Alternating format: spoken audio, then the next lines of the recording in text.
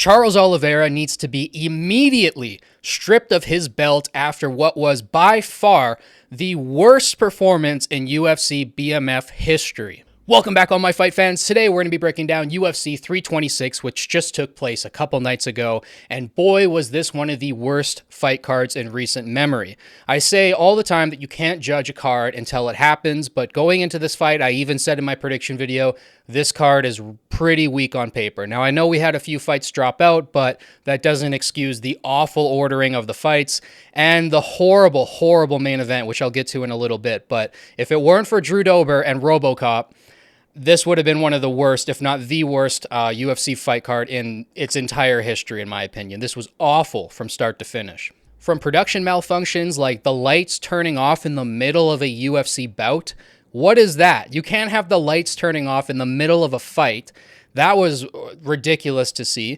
And then, at the end of the night, guess who had the most strikes landed? Out of all the fighters on the fight card, guess who had the most strikes landed? It was Reiner de Ridder. If you told me before this fight card that Reiner de Ridder was going to land the most punches, I would have called you crazy and laughed you out of the room.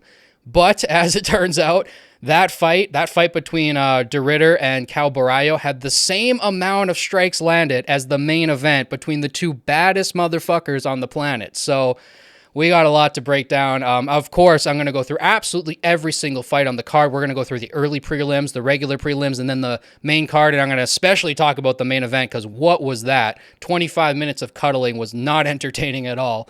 I'll probably go through the prelims and the early prelims a little bit quicker than I normally do just because I have so much to say about that main event. But if you guys like this video, don't forget to like, subscribe, share with all your friends to help boost this channel and the algorithm. And with that all out of the way, let's get into the breakdown. So we did have one fight drop out last minute that I did predict in my prediction videos that never ended up taking place between Gaston Bolanos and Yo Jo Seng, or Lee Jeong-yong. That was the original opponent, and then they replaced him with another Korean. That fight never ended up happening. Hopefully it gets rebooked, but the first fight of the night was between Luke Fernandez and Rodolfo Bellato. This one was at light heavyweight, and I had predicted Luke Fernandez to get this done in the first round because his last fight ended in 15 seconds. He looks like he's got a lot of power in his hands, pretty clean striking, and he was winning this fight for the first 2 minutes of it, landing the better shots, racking up more damage, even busting Bellato's nose open a little bit, had it bleeding. And then Bellato, out of nowhere, comes in with a beautiful hook, a bunch of spaz punches to follow it up. You guys know I hate spaz punches. I hate when the fight is called and the fighter is still awake on the ground. He's still conscious. I want them to go out. I'm like hyper violent in that way. I want the fighter unconscious every time, but hits him with the spaz punches, just rattles a bunch of them off, and the ref calls it off. He has to, of course. That's the best way to win a fight, honestly. I wish more of my favorite fighters had that in their arsenal, to just spaz punch a guy when you have him hurt, but Bellato got it done, you know. He hit him with like 30 punches there at the end of the fight and got it called off, and shout out to him. That was a fantastic performance. Moving on from that, we had a light heavyweight bout, this one between Rafael Tobias and DR. Oh, they said this in the broadcast, and I was trying to remember how to pronounce it. Nurgozai. I think that's how it is, but that guy put on a fantastic performance against the young Tobias, who was only 22 years old coming into this fight. And he looked it in the fight. He looked very green, very stiff, very rigid, just could not get the fluidity going. And the other guy, even though his physique looked a lot sloppier than Tobias, he was way more fluid, way more agile, and just picking his shots the whole fight. He outstruck his opponent 100 to 52, almost doubling his total strikes there. And the 2 takedowns for Tobias weren't enough to swing the momentum. He definitely got beat there. So great decision on that one. Fantastic performance by the Kazakh fighter. And then our early prelims headliner was between Sumudarji and I always call him Jesse, but it's Jesus. I don't know. I just feel like it's so disrespectful to name your child after our Lord and Savior, but whatever. Jesus Aguilar went in there against Sumudarji and got absolutely lit up across 3 rounds. Total strikes were 69 to 42 for Sumudarji. Significant strikes 62 to 31, so a much bigger gap there, doubling the significant strikes. And he had 4 out of 5 takedowns in that one. Just more dynamic than the other guy, more ways to win, longer reach too, like such long punches, looping punches around his guard. Brilliant performance by Sumudarji. I can't wait to see what he does next in the division. Moving on from that, we get to the regular prelims card, where we kicked it off with a flyweight bout between Cody Durman and again, this name's very hard for me. This guy's from Mongolia. Niam Jargal Tumen Dimbarel.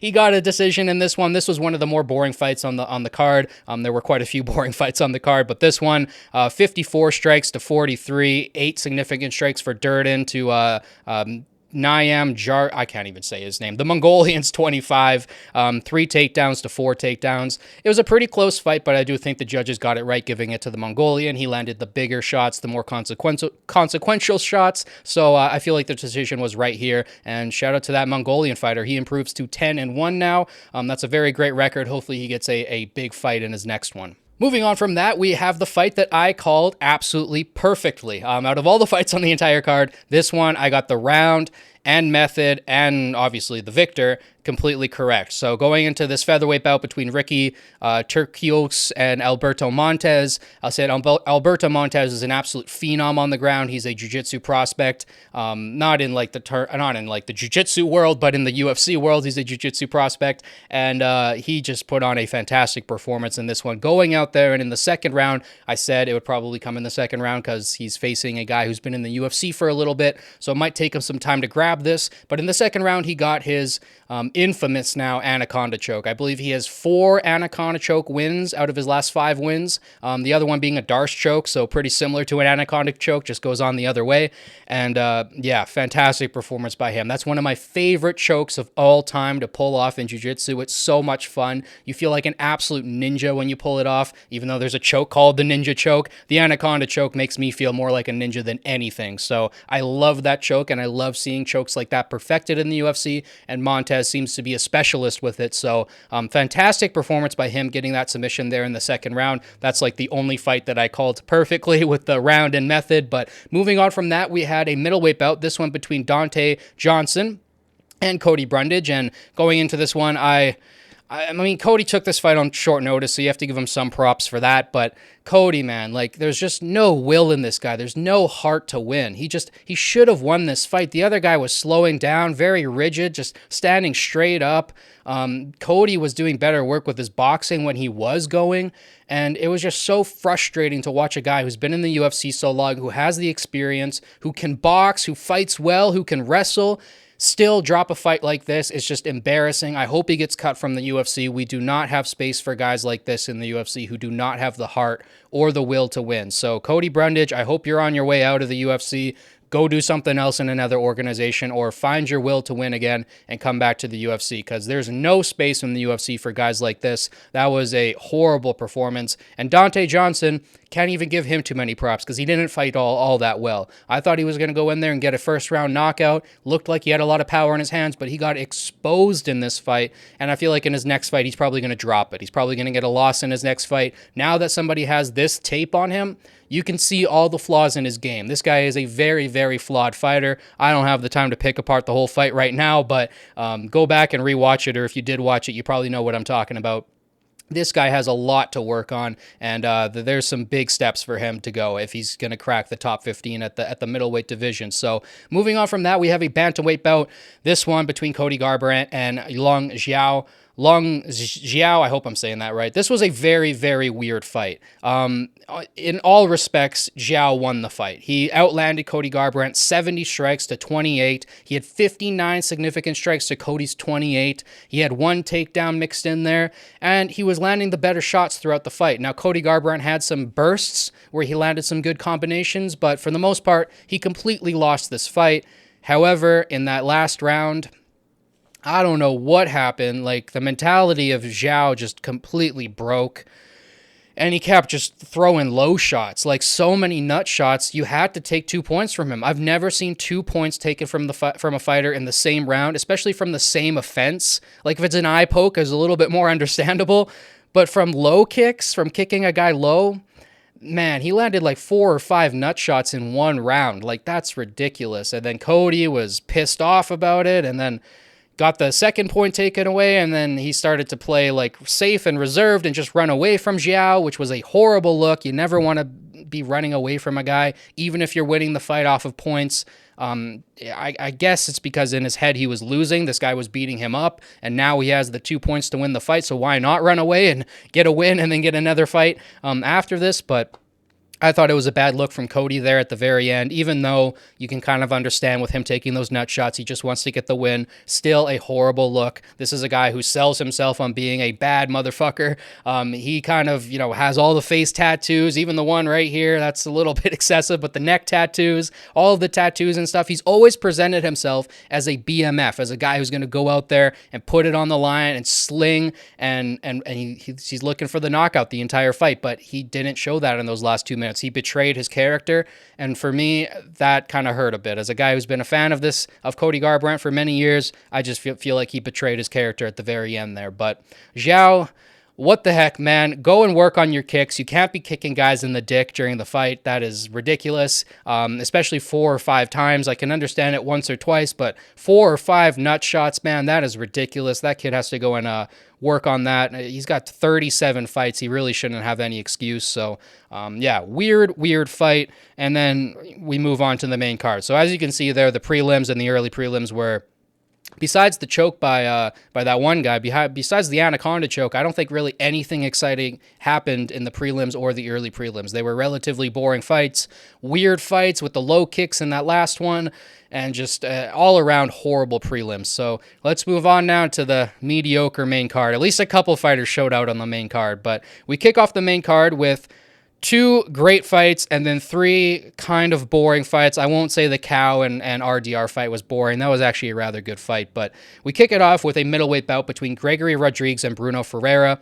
And going into this one, again, I think I laid out my predictions perfectly in this one. These guys have the exact same style. They both have heavy hands, lots of power, and they both love going forward. They're not really counter strikers. They're kind of hit you first kind of guys. And in this one, Gregory Rodrigues turned into a counter striker. He was moving back more than I ever saw him move back. And I thought for a second maybe he was going to get scared of Bruno Ferreira's punches because he has knocked him out before. But no, he had a setup. He must have watched some tape or something, or did a lot of rounds in the gym, but he had the perfect setup to counter Bruno Ferreira. And within just a couple punches, there was only 2 punches landed for each guy in the whole fight. Just 2 punches from Gregory Rodrigues, and he knocked Bruno Ferreira out clean cold. I mean, Bruno kind of stood up and didn't know where he was. He had that 1,000-yard stare. He was like absolutely confused at what hit him. And that's exactly what I said. I said in this one, even though Bruno Ferreira won the first fight, I think the thing that differentiates these 2 fighters, with their skill sets being basically exactly the same, is the height. There's a 5-inch height difference between these 2, and that reach, if Gregory Rodrigues can figure it out, should benefit him. That should make it so that he gets the knockout punch before the other guy does, if the other guy has less of a reach and a little bit shorter than him. And that's exactly how it played out. Gregory Rodrigues used his reach. He backed up a little bit. He didn't go full on the gas like he normally does and gets his chin on the line. He backed up a little bit, drew him into the shot, and then just landed it perfectly. And like I said, there was 4 strikes landed throughout this entire fight, so it was a relatively quick one. Then we move on to the lightweight bout between Drew Dober and Michael Johnson. And again, I predicted this fight perfectly too. I said Michael Johnson can win this fight, even though he's 39 years old or whatever it was, 38, 39. He still is an elite boxer, one of the best boxers in the division. I know some people might disagree with that, but you saw it in this fight. I mean, he was boxing up Drew Dober. He won that first round. He had the cleaner striking. But like I said, Drew Dober has just a different switch when he's fighting black fighters, and he went in there racially motivated and got the knockout in the second round. And a vicious one, too. I mean, that shot was a perfect signature Drew Dober shot. Came in with that perfect right hand. I think it was a right or a left. It was a cross, I know that. And it just landed so smoothly and cleanly on Michael Johnson's chin and put him out clean cold. That was awesome to see. But both of these guys are in their late 30s. I think Drew Dober's 37, Michael Johnson's 39. So this fight doesn't really do much for the division. This is a fight that should have been on the prelims. You got to have fights on the main card that actually do something for the division. If this fight's on the main card, it just shows that the card is rather weak. So the fight before that, the Gregory Rodrigues-Bruno Ferreira fight, should have been on the main card because that fight does something for the division. Now Gregory Rodrigues can get a top 10, maybe even a top 5 opponent in that division, and he's 1 or 2 ways a win away from a title shot. So whereas Drew Dober and Michael Johnson, this doesn't put Drew Dober in line for a top 15 opponent, I don't think. If it does, that's kind of crazy, but I feel like Drew Dober is just still outside of the top 15, and this fight doesn't really do anything for lightweights. So why was it on the main card? I don't know. Maybe it's because Dana White or somebody behind the scenes knew that Drew Dober was fighting a black guy, so he was definitely going to get a knockout. But yeah, we got an awesome knockout there in the second round. Another guy knocked out clean cold, and then we move on to the bantamweight bout, which was so freaking boring. We had 38-year-old Rob Font going in there against Raul Rosas Jr., this touted prospect who's going to be the next champion and the next GOAT of the sport. I don't think this kid remotely has the skills to be the GOAT of the sport. I don't even think he has the skills to be champion in this division. I know he's only 21 years old, but I see so many flaws in this kid's game, and he doesn't have any attributes. He's not super fast. He doesn't hit super hard. You can say his jiu-jitsu is really good, but only really good. It's not great. There's other guys who have dominated him already on the ground, and there's a lot of better jiu-jitsu fighters in this division that are going to strangle him. So I don't know. This was a stupid fight. It does nothing for the division. Neither one of these guys, if they won, were going to fight for the belt in the next 2 or 3 years. So why even put this fight on the main card? I don't know. I guess the UFC are that hot on this prospect, but he went out there and barely won over Rob Font. He got a decision win over Rob Font. You need to be able to knock that guy out or stop him. If you're a young, hot prospect coming up in the sport and you can't beat a 38-year-old veteran, that's a big problem. I mean, Peyton Talbot did get set back from a 39-year-old Barrios, but maybe that should be Rosas Jr.'s next fight. Put him up against another prospect who's young, similar to his age. I think Peyton Talbot's only 4 or 5 years older than Rosas Jr., and honestly, I think Talbot can knock this kid out in the first round. I don't see much from this kid. I mean, he landed 47 strikes in the fight, 8 significant strikes. He didn't even land 10 significant strikes across 3 rounds. That's kind of embarrassing. 16 takedowns is impressive, but didn't really do anything with them. He wasn't like dominating with ground and pound. He wasn't looking for submissions that often. He was just kind of holding Rob Font on the ground to negate Rob Font's boxing, and that was just really boring. Like, this fight sucked. It was a boring fight through and through. And I don't get this kid. I don't get the Rosas Jr. hype. I get the Tyra hype. I get the Joshua Van hype. There's a lot of young prospects who I get the hype, and I'm on the train with them. But this kid, I don't see it at all. I don't see it even one bit. I don't see any attributes that stand out to me. I don't see like a superior fight IQ, nothing like that. If anything, he can take a shot well. That's it. So anyway, stupid bantamweight fight that means nothing, and it was incredibly boring anyway. So let's move on now to the co-main event, which was the last good fight of the night and one of the only good fights of the night, which was a middleweight bout between Cal Barallo and Reiner de Ridder. Now, like I said, if you told me that Reiner de Ridder was going to land the most strikes out of anybody, I would have laughed at you, but he landed 111 strikes to Cal Barallo's 71. The takedowns were 2 for Reiner de Ridder and 1 for Cal Barallo, but Reiner de Ridder just looked gassed throughout this entire fight, and that's been a problem with his last few fights. It seems like there's just a leak in his gas tank, like somebody stabbed a hole in it or something. I don't know what's wrong with him, but he really needs to get that figured out and that put together. I feel like it's some health issues. I don't think that he's bad at training. I don't think that he's skipping the running days or anything like that. He looked in good shape, but I feel like there's some internal issues that he needs to figure out, because he should have won this fight. This was a fight that was absolutely winnable for him, and Cal just put it on him. He used his superior fight IQ to keep his hands nice and low to stop the shots, which was brilliant. And Reiner de Ridder couldn't really see where the punches were coming from. He was more effective with his punches than Reiner de Ridder, even though de Ridder landed quite a few more punches than Cow did at the end of the fight. It was actually Cow who had 57 significant strikes to Reiner de Ridder's 55. So Cal Barallo did more with his strikes while he was striking, and then on the ground, he was more dominant on the ground. Reiner de Ridder just really struggled to hold Cal down and to find any sort of dominant position where he could get a choke, and Cal Barallo was just so smart and intelligent with how he defended that, and I just thought it was a fantastic performance by him. The fight was okay. It was a good fight. I wouldn't say it was a great fight because there was quite a bit of ground fighting. There was a lot of, mixed fighting, stuff along the cage, drag the guy down. There was a lot of that stuff that kind of takes away from some of the action and excitement. So, but still, compared to all the other fights on this card, this was the best fight by far, excluding the knockouts and the finishes. Really good fight from both of these guys, and I like what it does for the division. Cal Barallo now still back in line for the title. I thought that fight with Imavov was rather close, but Imavov just had the clean cleaner striking, the cleaner boxing throughout that fight. So I feel like he's second in line after that. Maybe give him Sean Strickland in the meantime. I don't think Sean Strickland beating Fluffy Hernandez is enough to get him a title shot over Imanov. I feel like Imanov-Chimaev is the next fight to make, and maybe Cal Barrio versus Sean Strickland is the next fight to make. I like that fight because I'm not a big fan of Sean Strickland. I hate his personality. I think he's very, very cringy. So I would love to see Cal Barrio go in there, put the fighting nerd glasses on, and put it to him. I think he absolutely destroys Sean Strickland. So I'd love to see that fight made next. But moving on, we get to the main event, which BMF belt. I don't think Charles Oliveira got the memo going into this fight that it was the BMF belt that was on the line and not the lightweight title. The BMF belt was created by Nate Diaz for bad motherfuckers, for guys who go out there and sling leather, put their chins on the line. They don't care about damage. They want to make fun fights. Not to win the fight, to make fun fights. That is the main criteria for being a BMF. Fun fights. Not winning fights, fun fights. This was not a fun fight. And honestly, I don't even know why Charles Oliveira was thrown into this fight. Because when you look at his career, he's not that fun of a fighter. He's overrated. Like, very overrated. And I'll give you a few reasons why. One, his submission record, fantastic. But he was also in the UFC when he was like 17 years old. Not literally, but he was a very young kid. He's been in here a while and he's been very active. Still, very impressive to do that many submissions on that many people. But I promise you, if you look at like the first 7 guys that he submitted, I guarantee none of you guys know their names because they're fighters that were barely in the UFC. So he submitted a lot of guys that don't really mean anything to the sport.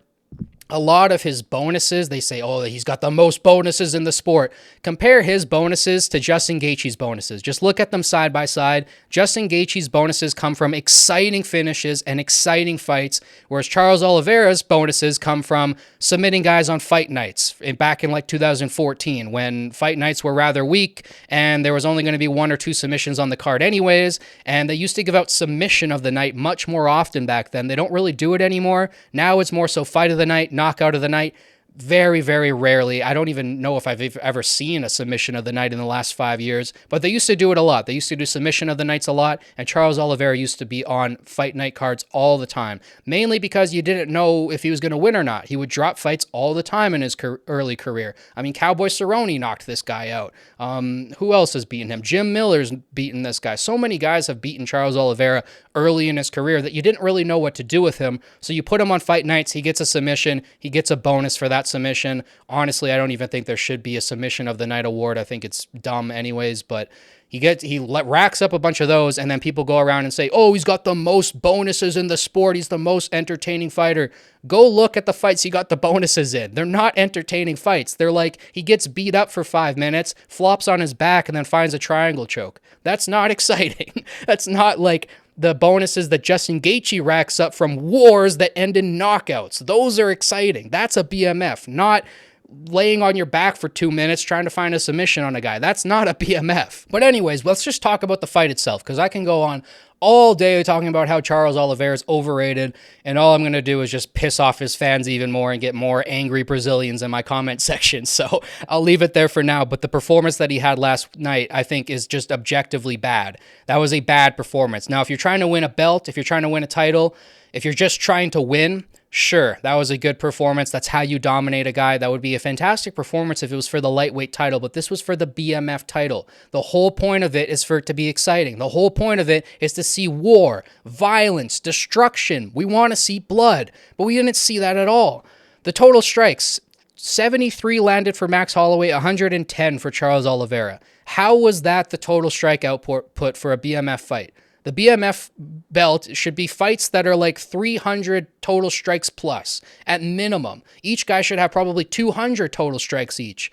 I don't know. This was abysmal. Like, Charles Oliveira goes in there at the start of each round, takes Max Holloway down, and then for the next 5 minutes is trying his hardest to find a submission on the guy, and that's it. That's all he's doing. It's like basic jiu-jitsu, and occasionally throws a couple elbows so that the ref doesn't separate them. Those elbows are not entertaining. That's not enough to make the fight fun. And a guy lying on the ground on top of another guy for 25 minutes looking for a submission, just give us jiu-jitsu. Like at that point, just say that it's jiu-jitsu or just switch the sport. Like, this fight could have just been a jiu-jitsu fight. It was not an MMA fight at all. And I don't know who finds watching two guys cuddle on the ground for 25 minutes entertaining. I don't know anybody who finds that entertaining besides Joe Rogan, which was another horrible part about this fight, is him constantly calling the fans casuals for booing. They're not casuals. None of the fans booing were casuals because 99% of people thought that that fight sucked. And it did suck because the whole fight was sold as a BMF fight. Now, if you want to go and commentate jiu-jitsu, Joe Rogan, go and do it. Honestly, you should have been out of the UFC commentating team 10 years ago. The list of problems with Joe Rogan's commentary are abundant, and it's a very, very long list, but this just adds to it again. The guy's talking the entire fight about how the fans are so casual because they don't understand what's happening on the ground. They understand. Trust me, they understand. They just think it's incredibly boring, which is true. I love jiu-jitsu. I practice jiu-jitsu all the time. There is nobody who I train jiu-jitsu with who actually thinks that jiu-jitsu is more entertaining than any of the striking martial arts, even taekwondo or kung fu. Those are more entertaining than jiu-jitsu. Everybody thinks that. Joe Rogan is the only person who thinks that what Charles Oliveira did the couple nights ago was actually entertaining, was actually a fun fight. He's the only person on the planet, because even at the end of the fight, even DC was like, hey, I don't think that was really a BMF fight. And Joe Rogan and John Anik are like, yeah, but he won though. And it's just like, that's not what matters. The whole thing was that the fight is entertaining and fun. Second to that is trying to win the fight. That's why Max Holloway against Justin Gaethje pointed to the ground in the last 10 seconds, because he was winning the fight, but winning the fight doesn't fucking matter. That's not what matters. What matters is the fight is fun and that it's entertaining and exciting. And that's what Max Holloway did in the last 10 seconds of that fight against Gaethje. But Oliveira didn't do that. He just sat on a guy for 25 minutes looking for a submission, and he couldn't find it. So in some ways, you can say Charles Oliveira lost this fight. He couldn't even find what he was looking for. He was just sitting on Max, trying to get a submission. Max was defending perfectly. And when you can't find a submission on a guy, you need to open up. You need to start dominating with your ground and pound. Like, that's what Khabib would do. He wouldn't just hold guys down and lay on top of them like guys like Conor McGregor like to say. He would open up. He'd stand up and start, posture up and start landing strikes on them, start landing some elbows, make it fun, make it entertaining. And then that's how you open up the submissions, because guys start to cower and they don't want to get hit. And then they open up their neck for a submission. But Charles Oliveira is just looking for a submission the whole time. That's not going to work. Like, it's just not. And it didn't work against Max Holloway. He defended every single submission throughout the whole fight. And Charles Oliveira the whole time did not open up the ground and pound. He didn't stand back up to the feet and went, okay, I'm not going to find the submission. Let's beat him up with the striking like he claimed he was able to do. But I feel like on the feet, Charles would land a couple strikes because Max Holloway's concerned about the takedown, but then Max would start to land his combos, and they were way faster, way more precise, and had more power on the shots. So I feel like Charles Oliveira took a couple of those combos and went, yep, nope, I can't beat Max Holloway on the feet. I got to take him down every single round. And it just led to him just lying on top of the guy for 25 minutes. It was so freaking boring. I guarantee you this fight would have been 20 times better if Drew Dober or Michael Johnson were in there fighting Max Holloway. A 1,000 times better. Drew Dober is way more of a BMF than I think Charles Oliveira is, going in there, striking for a little bit, getting hit with shots and his head bouncing around like a pinball machine, falling on his back, throwing his legs in the air like a woman, and trying to find a submission. That's not a BMF to me. To me, that is literally one of the most pussy fighters on the entire roster. I do not care how many bonuses he has. I don't care how many submissions he has, how many finishes. I don't care about any of that. But when I watch him fight, he fights like a pussy. Now, I know that I'm probably pissing off so many Charles Oliveira fans right now, and you guys are probably going absolutely nuts, but honestly, I don't care. That performance last night was abysmal. 99% of fans agree with me. The only people that think that was fun was Joe Rogan and the truly diehard Oliveira fans who are lying to themselves if they think that was an entertaining fight. I feel so bad for Max Holloway. I feel so bad for the fans. I feel bad for anybody who paid for a pay-per-view. I know in the US it's on Paramount now, so you don't pay, but the rest of the world, I live in Canada, we would have to pay for a pay-per-view. Luckily, I don't do that. I got my streams, so I'm good. But the people who paid for pay-per-view, man, they got nothing from this fight card. Nothing. 2 knockouts, 1 submission if they watch the early prelims, and a decent fight in the co-main event, but that's it. Then in your main event, your baddest motherfucker fight, you get to watch a guy lie on top of another guy for 25 minutes and fail to find a submission. The thing that he's supposedly the best in the UFC at, he fails for 25 minutes to find a submission. So either Max Holloway is the best jiu-jitsu fighter on the planet defensively, or maybe Charles Oliveira isn't all that he's assumed to be, with Joe Rogan piping this guy up all the time. Oh, he's the best fighter on the planet, most wins, most bonuses, most submissions, as if any of that stuff matters when you actually watch the fights that he's involved in. So many of them are incredibly boring. So many of them he's losing the entire fight until he throws up his legs around a guy's neck in the last 10 seconds. And to me, that's not a bad motherfucker. To me, that's a pussy fighter. So Joe Rogan could suck off those lie-on-your-back fighters all day long if he wants to. If that's what he likes men laying on their back. Apparently that's his style of fighting, but I feel like he doesn't align with 99% of UFC fans, and he should probably quit the UFC commentary team and just go to their jiu-jitsu program, commentate UFC jiu-jitsu, because you would be much better at that than sitting at a BMF fight saying that the fans are the ones who are casuals for booing a guy for laying on top of a guy for 25 minutes. You're so delusional, Joe Rogan. You're out of touch with MMA and the fans. You need to quit this job and just go and do the UFC commentary for jiu-jitsu, because the MMA, you're just so disconnected from it. You don't know what's good anymore. You don't know what a good fight is. And half the times you're biased to the jiu-jitsu fighters. And it's just so annoying to listen to him commentate at this point. Every time he's there with DC, they get too laughy and goofy together, and then they distract each other. And it's like listening to a podcast over top of the fight. Shut up and talk about the fights. When DC's alone or when he's with other people, he's fantastic. He's a much better commentator. When they put him with Joe Rogan, it's just laughs and giggles the whole time. And let's talk about this fight that happened 20 years ago. Shut up and talk about the fight that's actually happening and commentate it for real. Be objective about it. Don't be subjective and go, oh, but jiu-jitsu actually matters and the fans don't know what's happening. Shut up. The fans know what's happening. They signed up for a BMF fight, and this isn't a BMF fight. This was a boring fight. So just admit that that's what it is and move on. Or quit the UFC and go commentate what you actually like, which is jiu-jitsu, obviously. I'm never ever this riled up after fights. I'm usually very positive on how I talk about fights. If I see a fight that's bad or somebody did something bad, I'll call it out. But never have I had this much negative emotion about a fight after a fight card. I've never come out of a fight card and went, wow, I feel like, I didn't pay for it, but if I did pay for it, I'd be like, wow, man, I just lost all of my money. I just threw away my money in the garbage, basically. I got nothing for my money with those fights. A couple nice finishes early in the main card from fights that, well, the Gregory Rodriguez fight matters a little bit, but the Drew Dober fight doesn't really matter, and you get a decent fight in the co-main event, and that's it. The rest of the card, you're basically just paying to watch either two guys lay on top of each other or super boring fights that don't matter. Rob Font versus Raul Rosas Jr. Why is that on the main card? I still don't understand, but this whole fight card was just a mess. Like I said, you had one fight there where the lights were turning off in the middle of the fight. The fighters are beating each other up and looking up and around why are the lights turning off while we're fighting? What is this? The UFC production team has to get their shit together.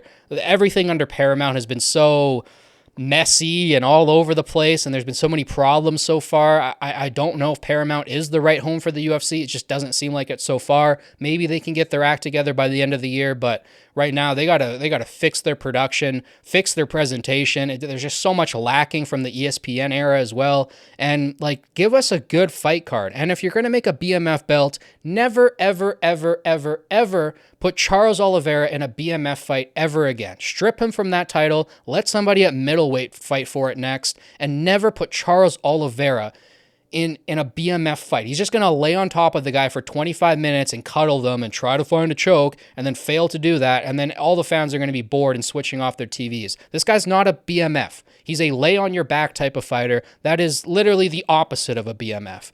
So, I don't know. That's how I feel about it. I was incredibly disappointed with this fight card, top to bottom, and I thought the main event was just atrocious. I thought it was a disgrace to the fans, a disgrace to the UFC, and a complete disgrace to what it means to be a BMF. I don't think Charles Oliveira got the memo at all. I don't think he understands what it means to be a bad motherfucker in the slightest. So, strip him of that belt, give it back to Max Holloway, or let somebody else fight for it. That was horrible.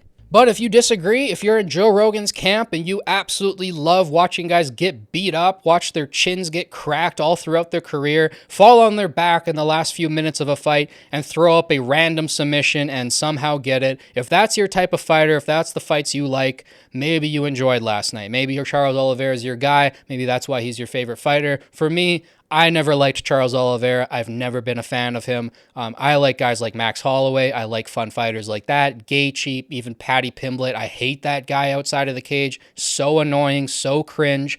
But my God, he's a way more entertaining fighter than Charles Oliveira. Paddy Pimblett is actually a lot of fun to watch. And I like dominance. That's where my favorite fighters lie. My favorite fighters are Islam, Khabib, John Jones, guys who dominated their eras, guys who just couldn't be beaten, and guys who put on performances that were not just dominant, but entertaining to watch. Khabib's ground and pound, so fun to watch, the way he smashes people's faces in. Islam Makhachev, the way he'll box you up, take you to the ground, drag you into deep waters, and then choke you. Beautiful. Love watching that. Way more dominant than what Charles Oliveira does. And John Jones, of course, he's the most entertaining striker, all-around fighter, I think, in UFC history. The most creative fighter we've ever seen. Extremely dynamic, very dominant, never in a boring fight. Maybe the Santos fight was a little bit boring, but even then, I'd way rather rewatch Jones versus Santos than Holloway versus Oliveira too, and that's not even remotely close. So I don't know. If you guys feel differently, you guys could let me know, but I thought that was one of the worst fight cards I've seen in years, and if it weren't for the glorious Drew Dober and the magnificent Gregory Rodriguez RoboCop, this would have been the worst fight card in UFC history, in my opinion. So shout out to those two guys for finding knockouts and making at least some of the night entertaining. But Charles Oliveira, man, never fight for a BMF belt again. And Joe Rogan, please go commentate UFC Jiu-Jitsu because you don't belong in MMA anymore. It's over, man. That was horrible. Calling out the fans for booing. The entire world was booing that fight. I was booing from home, and everybody that I knew from my gym said that was a horrible fight. And everybody that I know loves jiu-jitsu. So it's not a jiu-jitsu thing, it's a BMF thing. That was supposed to be a bad motherfucker fight, and it was more like a 25 minutes of cuddling. So horrible. I don't know. That's enough. I'm going to stop rambling for today. If you guys like this video, I know I was pretty rude and mean in it, but I just, that's how I felt. I felt very angry after that fight. So if you guys liked the video, don't forget to like, subscribe, share with all your friends to help boost this channel and the algorithm. Thank you guys so much for watching. As always, it means the absolute world to me. And I will catch you guys in the next prediction video for UFC 327 it'll be. That's a much better fight card on paper. I'm much more excited for that fight card. So stay tuned for that. We'll have the prediction videos out for that in a couple weeks here. As I just said, thank you guys so much for watching. It means everything to me. I will catch you guys in the next one. Peace.